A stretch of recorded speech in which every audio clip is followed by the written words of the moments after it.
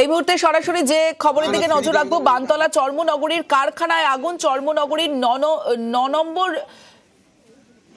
জোনের ৬৫ নম্বর প্লটের একটি কারখানায় আগুন লেগেছে। যেমনটা আমরা জানতে পাচ্ছি বেশ কয়েকজন শ্রমিক জখম হয়েছেন বলে খবর। বানতলা চর্মনগরীর কারখানায় আগুন। চর্মনগরীর ৯ নম্বর জোনের ৬৫ নম্বর প্লটের একটি কারখানায় আগুন লেগেছে।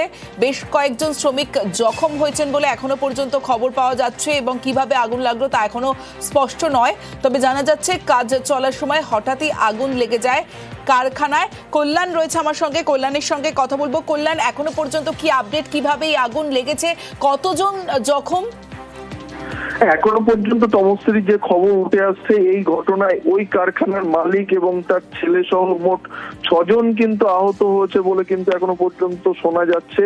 কারখানায় কাজ চলাকালীন হঠাৎই শর্ট সার্কিটের ফলেই, প্রাথমিক তদন্তে এটা জানা যাচ্ছে যে শর্ট সার্কিটের ফলেই এই আগুনের সূত্রপাত, এবং যেহেতু দাহ্য পদার্থ থাকায় দ্রুত আগুন ছড়িয়ে পড়ে। আর সেই আগুন ছড়িয়ে পড়ায় একদিকে যেমন মালিক এবং তার ছেলে আহত হয়েছে, তারই পাশাপাশি যে গেটম্যান ছিল সে এবং আরো ৩ শ্রমিক, মোট ৬ জন এখনো পর্যন্ত আহত হয়েছে বলে জানা যাচ্ছে। খবর পাওয়ার সঙ্গে সঙ্গেই কলকাতা লেদার কমপ্লেক্স থানার পুলিশ কর্মীরা তারা যায়, এবং তারই পাশাপাশি এলাকার যে সমস্ত জনপ্রতিনিধিরা রয়েছে তারাও যায়, দ্রুততার সঙ্গে আগুন নেভানোর চেষ্টা করে। আশেপাশে যে সমস্ত কারখানা ছিল সেখান থেকে জল নিয়ে, অন্যদিকে খবর পেয়ে দমকলের ২টি ইঞ্জিন ঘটনাস্থলে পৌঁছে আগুন নিয়ন্ত্রণে আনার চেষ্টা করে। এখনো পর্যন্ত কার্যত আগুন অ্যারেস্ট করেছে বলা চলে দমকলের কর্মীরা।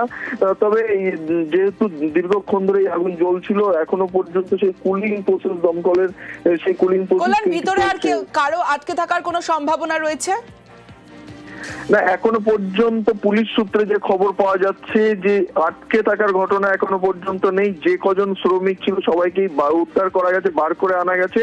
তবে যারা আহত হচ্ছে, গুরুতর আহত হচ্ছে বেশ কয়েকজন, তাদেরকে কলকাতার একটি হাসপাতালে ভর্তি করা হয়েছে, সেখানে তাদের চিকিৎসা চলছে। বেশ।